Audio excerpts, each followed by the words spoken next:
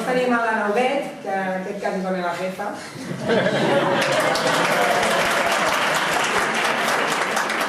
Ella és la gerent de l'empresa que portarà la gestió de la cura dels vostres fills i de les activitats, el que és la gestió de les colònies. Després tindrem a les nenes macedònies, que no seran monitores, sinó seran nenes, i una miqueta formadores, entre cometes, perquè transmetran aquests coneixements als vostres fills i filles per poder cantar, ballar. Llavors estaran en aquest punt mig, que també formen part de l'equip nostre, però també de l'equip de les nenes. Estan una miqueta al mig.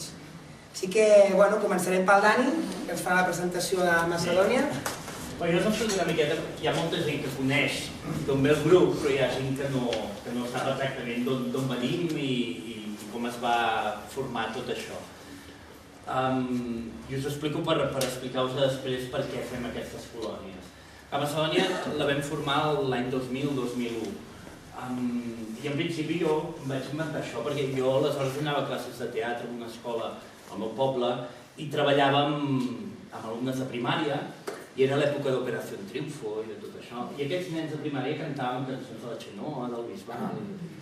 I aleshores, clar, d'alguna manera no hi havia... Passaven de l'animació infantil a música més adulta, diguéssim, amb lletres que no entenien en absolut, quan tu vas, jo vengo de allí...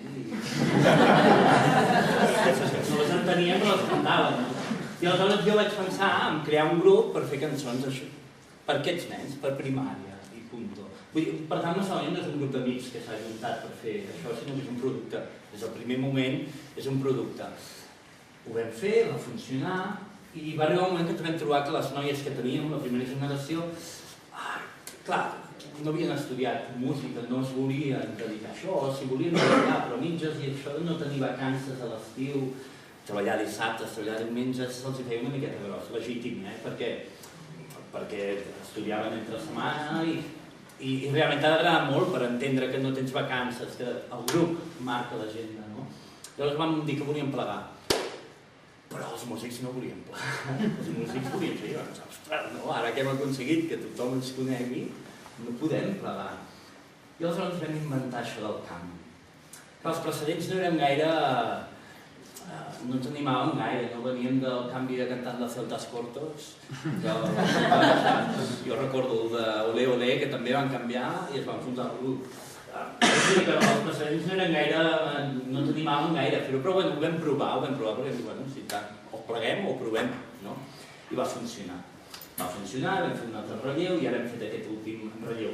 Cada generació té el seu estil perquè el marquen les noies, nosaltres intentem respectar-lo, i ara tenim aquesta nova generació. La lluita de Macedònia durant tot aquest temps és entrar a les escoles, entrar a les famílies, entrar a les escoles, entrar als esplais, en el lloc on hi ha educadors i monitors i nens. Però clar, a les escoles no podem, perquè és horari escolar i les nenes de Macedònia van a l'escola també. I aleshores és impossible. En escoles fem 1 o 2 actes l'any i ho has de saber sondejar amb els pares de les nenes perquè no tinguin exàmens, és molt complicat, és molt complicat. I va ser a partir d'aquí que volíem compartir estones amb nens, volíem estar amb nens, volíem entrar en el món de l'educació, però no només fent lletres, que ens poden semblar educatives, sinó palpant-ho, no? I va ser quan se'ns va acudir la idea aquesta de les colònies. Nosaltres venem proximitat i intentem vendre de moltes maneres, no? És a dir, quan acabem un concert, que dura 1 hora i quart, les nenes estan 1 hora i mitja signant. Estan més rato signant que cantant. Tot això ho fem i tot això ho parlem. Elles tenen moltes premisses a l'hora de parlar amb els vostres fills, amb les vostres filles, és a dir, tenen directrius marcades des de dalt de donar converses sobre temàtiques normals, perquè sabem que quan acaba un concert es pensen que les nenes de Macedònia són Déu.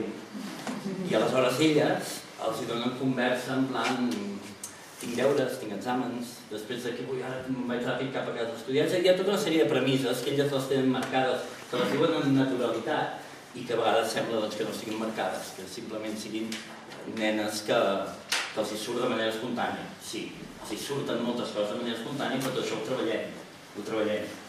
Ho treballem i ho treballem amb naturalitat, amb normalitat, igual que el vestir. Vesteixen igual fora de l'escenari que dalt de l'escenari.